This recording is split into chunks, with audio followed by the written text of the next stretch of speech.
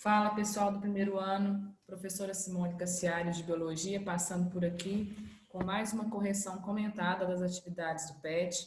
Agora nós estamos iniciando, né, o PET 3, volume 3, tá ok? E ele traz para a gente aqui na primeira semana as características gerais da célula, né, que é a unidade da vida.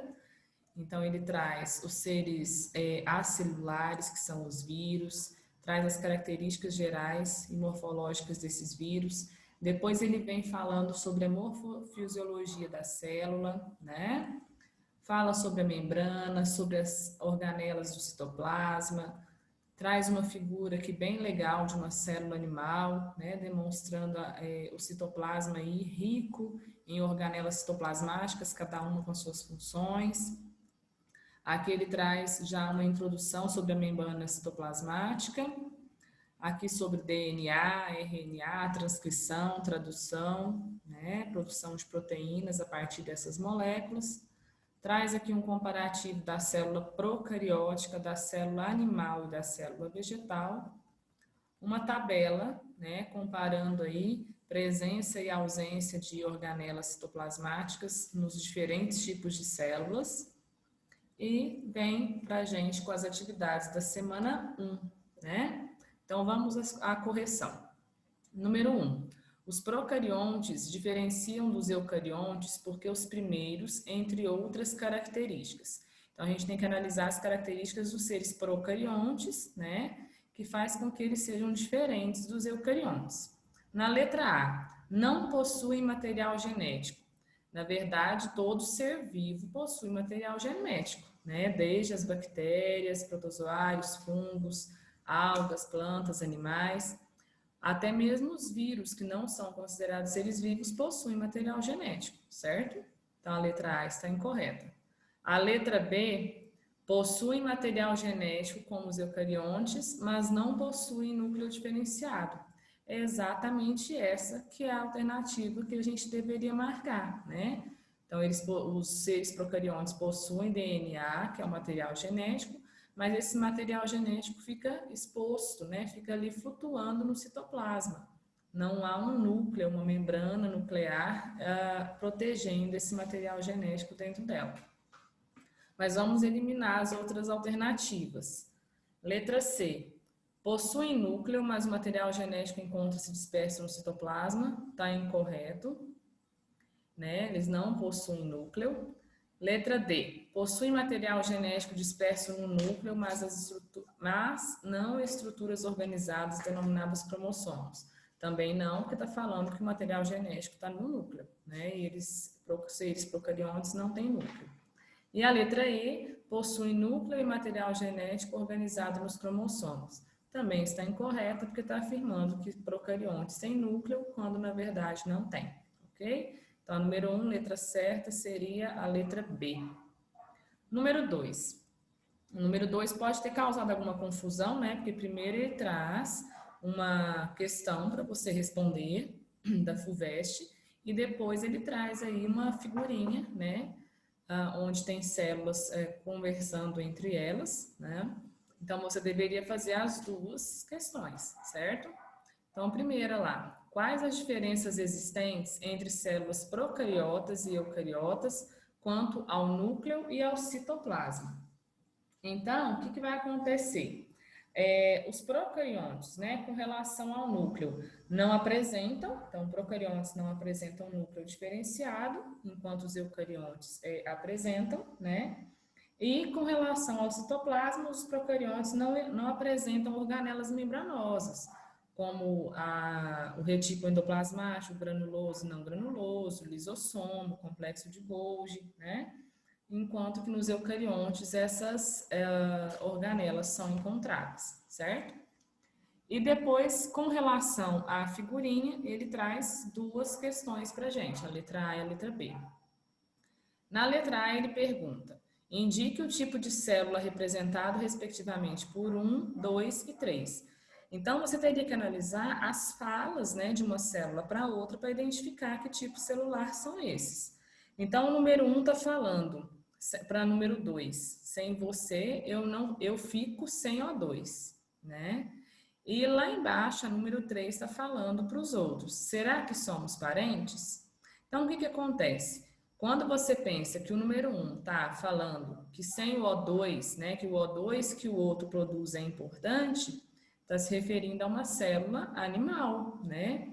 Uma célula que necessita aí de O2 para fazer sua respiração celular, para conseguir sua energia.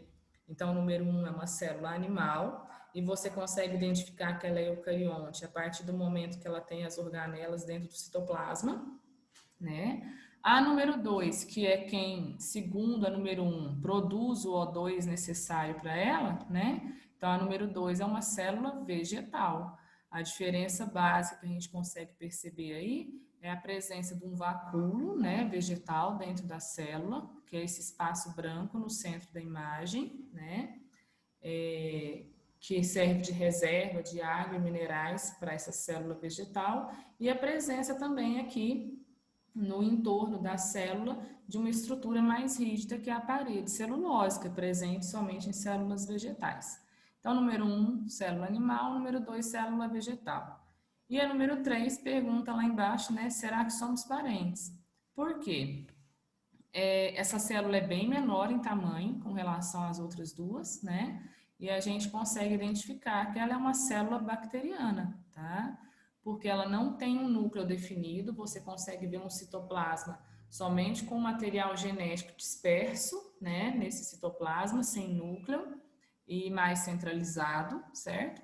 E alguns poucos pontinhos aqui que provavelmente são ribossomos, que são as únicas estruturas no citoplasma bacteriano em comparação com o citoplasma das células eucariontes. Então, 1 é uma célula animal, 2 é uma célula vegetal e 3 é uma célula bacteriana. A título de curiosidade, né? Lá o 4 está falando, eu dependo de vocês. E é uma estrutura bem pequenininha, né?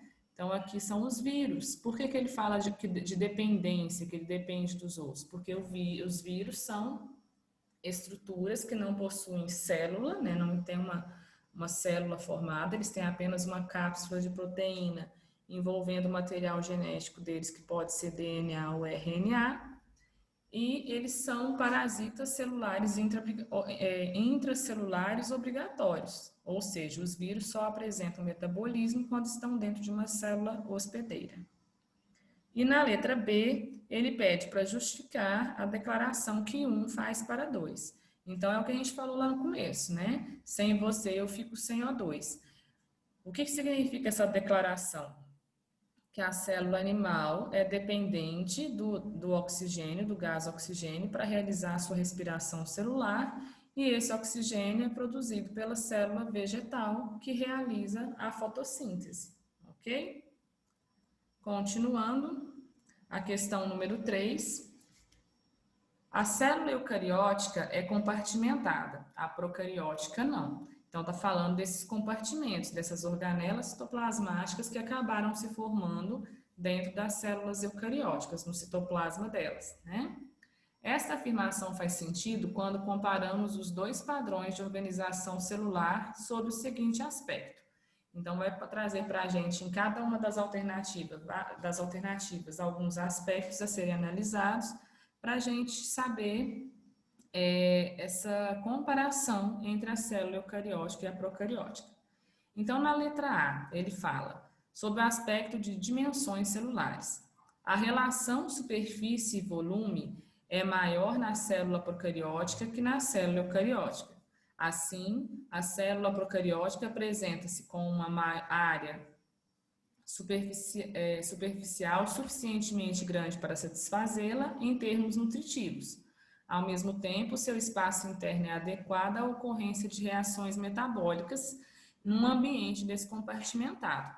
Então, está comentando, né, que a célula procariótica é menor, mas que a sua superfície e seu espaço interno são de um tamanho suficiente para a sua sobrevivência, ou seja, para suas reações metabólicas. Então, tá certo, né? As células eucarióticas, ao longo do período de evolução, sofreram invaginações da membrana, ou seja, a membrana plasmática que envolve a célula acabou se dobrando para dentro do citoplasma, formando as organelas, né? E o que vai acontecer? Para compensar essa falta de compartimentação, a célula procariótica, ela vai ficar de menor tamanho, mas de um tamanho suficiente para a sua sobrevivência. Então, a letra A já é a alternativa que deveria ser marcada. Mas vamos eliminar o restante das alternativas. Letra B, sobre o aspecto da relação nucleoplasmática. A relação nucleoplasmática varia de 1:1 a 1:3 na célula eucariótica, mostrando-nos que, enquanto o núcleo varia de volume, o citoplasma permanece com volume constante. Portanto, a compartimentação na célula eucariótica aumenta a superfície citoplasmática para fazer face ao aumento do volume do núcleo. O que vai acontecer aqui? A relação nucleoplasmática, na verdade, é ao contrário, né?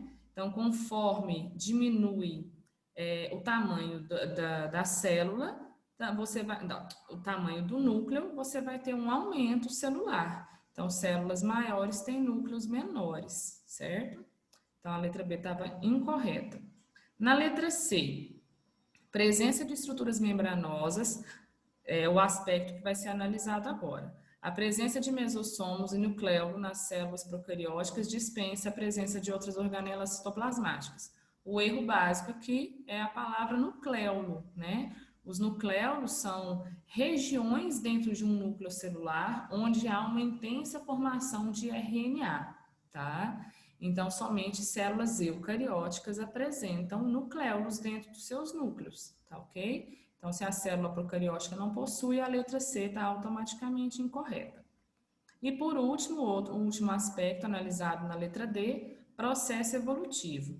A compartimentação das células eucarióticas é a decorrência do processo evolutivo desenvolvido no sentido da diminuição das suas superfícies internas, já que as superfícies externas crescem mais que o volume da célula, na medida em que as dimensões celulares aumentam. O que acontece aqui? Na medida em que as dimensões celulares aumentam, as superfícies externas crescem menos, né, que o volume total da célula. Então, aqui está demonstrando o contrário na letra D, por isso que ela é incorreta. Então, na número 3, a alternativa correta é a letra A. Número 4, e última atividade da semana, todos os seres vivos apresentam em suas células. Então, aqui a gente poderia até voltar lá naquele quadro comparativo, né, para analisar a presença de alguma dessas organelas em todos os tipos celulares. Mas vamos lá, letra A, membrana plasmática. Toda célula, né? Então, todo tipo celular, independente se é uma bactéria, se é uma arca, se é um protozoário, se é um fungo, uma alga, uma planta, um animal, possui membrana plasmática, tá? Membrana plasmática ou membrana celular ou membrana citoplasmática é a mesma coisa, com nomes um pouquinho diferentes um do outro. Mas membrana plasmática é aquela uma membrana bem fina, bem delgada, bem delicada, que envolve o conteúdo citoplasmático. Então, para uma célula existir, ela tem que apresentar a membrana plasmática. Então, a gente já sabe que a alternativa correta da número 4 também é a letra A. Mas vamos eliminar o restante, né? Plastos. Plastos são organelas citoplasmáticas que têm a função de armazenar alguma coisa. Se for clorofila, é cloroplasto. Se for amido, é amiloplasto. Se for algum outro tipo de pigmento de outra cor, né, que não seja o verde, vai ser o cromoplasto. Então, os plastos, eles são presentes apenas nas células vegetais, tá? Em algumas algas também a gente tem plastos que são do tipo cloroplasto. Então, não são todos os tipos celulares que tem. Letra C, lisossomo. Lisossomo é a organela responsável pela digestão intracelular, tá? Mas os lisossomos estão presentes apenas em células animais e vegetais, no restante não existe. Então, também não está presente em todos os tipos celulares. Na letra D, carioteca. A carioteca é a mesma coisa que falar de membrana nuclear, tá? Então, é aquela membrana que forma o núcleo que está envolvendo o material genético. Lá na célula procariótica, né, bactérias e arcas, a gente não tem a presença de carioteca, porque não existe um núcleo delimitado. Nós já falamos sobre isso nas questões anteriores. Então, a letra D também está incorreta. E, por último, os centríolos. Os centríolos são muito importantes, estão envolvidos aí no processo de mitose e meiose das células, né? Mas não são todas as células que possuem. Apenas células animais e de plantas inferiores, que são as briófitas e as pteridófitas. Inclusive as plantas chamadas de plantas superiores, né, gimnospermas e angiospermas, não apresentam centríolos, tá? Os centríolos, eles vão organizar na célula animal e nas plantas inferiores toda a estrutura celular, principalmente, né, o foco do centríolo é a separação correta dos cromossomos durante a divisão celular, ok? Pessoal, espero que vocês tenham gostado. Utilizem esse vídeo aí para fazer as devidas complementações das respostas de vocês, tá ok? E vamos torcer para que logo, logo a gente esteja junto novamente.